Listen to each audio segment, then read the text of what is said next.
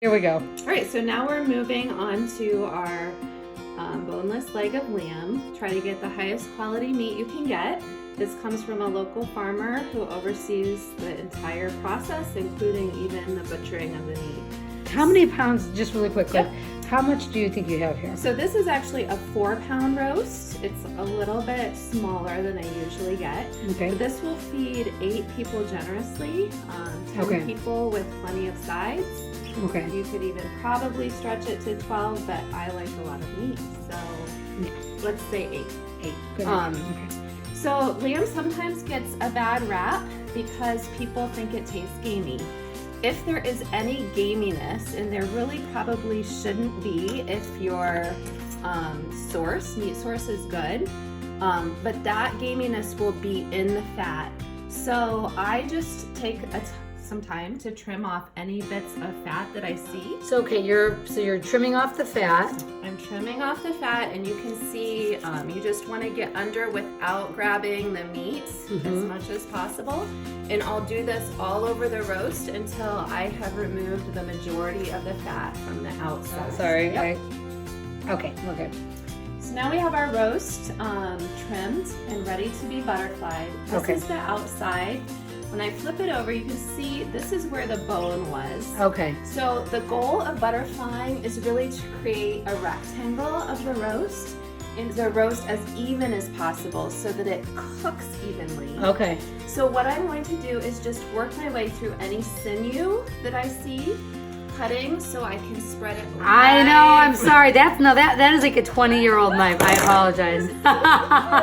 It's terrible. All She's right. like, you're humiliating the chef over here with your crappy knives. All right, and it is fine to score the meat a little bit. That's, again, just gonna allow that rub to penetrate. Okay. What you don't wanna do though is to cut all the way through. Okay. So I'm gonna keep working on this and then show you once it's completely butterflied. Okay. Perfect. Okay, hold on. I'm so glad I'm watching you do this. I would have never been so thorough in butterflying and even scoring and doing what you've done. So it's good to see. Yeah, you really don't have to be afraid of spreading it out, and again, that's only gonna help it cook more. Take about half of this and put it right down the middle of this roast. Okay. You really wanna, in fact, what I'm gonna do in a second is I'll actually use my fingers and get it in. Okay. All right. Okay. So now we're actually gonna roll the roast. And Okay. again, you want to just get it back into as uniform a shape as possible. So I'm just move this. rolling it up. Yep, thanks. Okay. And this is where you can begin to see the necessity and the beauty of trussing and tying, because it's gonna keep this all together. Okay. And in fact, what I'm gonna do now is move to that part and actually put the rest of the rub on at the end once it's tied, just to keep it less messy. Is this in the same category as can you like braid hair sort of No, thing? It's not. This is not. easier. Yes, so Okay. I've measured out 4.5 times the length of the roast. Okay. Fine, we'll see if it's the right amount, Okay. if I'm lucky. All right. But you're gonna start at one end. All right. Coming in. And begin with just a simple square knot. You want it tight, but not so it is Square knot. Were you a Girl Scout? No. Who knows what a square knot is? a regular old knot. Thank So you. you want it tight, but Jed. I love it.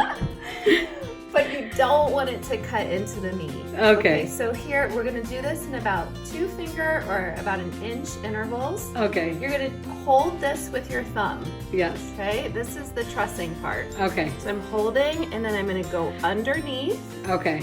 and then you just simply take it Okay. under, and now you can pull tight. All right. Perfect. Okay? Did you see that? We're I gonna saw do it. it That's again. good. All right. Right, You I'm should gonna- see when I do it. It is hilarious. Hold with It's my a- thumb. Okay. No, this Go is good. under Yep. and pull tight. Perfect. And Okay. I'm gonna just help it out just a little bit here. All right, so we're gonna do the same thing again. Hold with the thumb, Yep. go under the roast, Okay. take the string under. I might have to use another string. Okay. One more, we should be able to do it.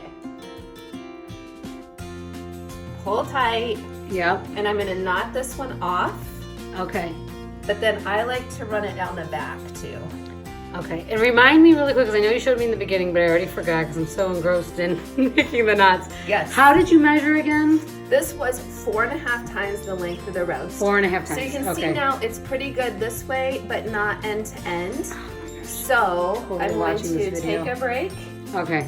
and cut another piece of twine. On the back side, if your string had been long enough, the twine had been long enough, you would have just continued. Oh, was I out?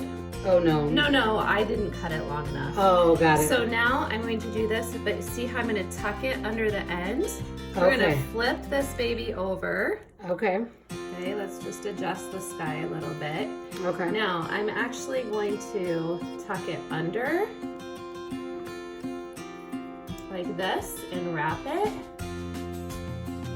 just a second time. Do it all the way down the back, and this will make it secure from end to end. Okay. So then it's like this nice little package that should hopefully cook evenly. And explain the purpose of trussing. Yep, so this keeps the roast, especially in the case of butterflying it, and because it's boneless, it keeps it all together. It keeps it as uniform as possible so that the meat cooks evenly. You don't get some pieces that are well done and some that are still dripping blood. Okay. So can you see here how I'm just pulling it down all the way? So this is my last string on this side. I'm going to go around again. See how that helps pull it together and keep the roast together? Yeah. So one more time, pull it tight, and then I'm going to come back to the front. I'm going Okay. to use this piece again to kind of get this together. And then right back here where I tied my original knot, Yeah. I'm going to tie it together, and there you have your trussed and tied roast. Awesome. And so now we put the roast on the roasting pan, or where should I put it? Yep, To keep it so overnight. actually we have that remaining rub to put on. Okay, you'll show me the This. next step. All right, so now you have it all trussed and ready Yep. to go. So you are going I'm to. just going to take the remainder of this. And actually, I already have a piece of cling wrap on this baking sheet. I don't want to lose any of the good stuff, so I'm just going to move it over here. Okay. Again, see how I'm kind of rubbing it in? Yep. Let's flip it over so we can get the back side. Perfect. We'll just get all of this on here so we don't lose any of it. I love the smell of that. Yeah. Delicious. Yeah. So then we're gonna just take our cling wrap, and this will help again keep everything, all that rub right up against the meat, Okay. so you don't lose anything. And then we'll probably put another piece this way so nothing leaks out, and then you just stick it in the refrigerator for the night. How many hours do you suggest? At least 5 up to 24. All right. Perfect.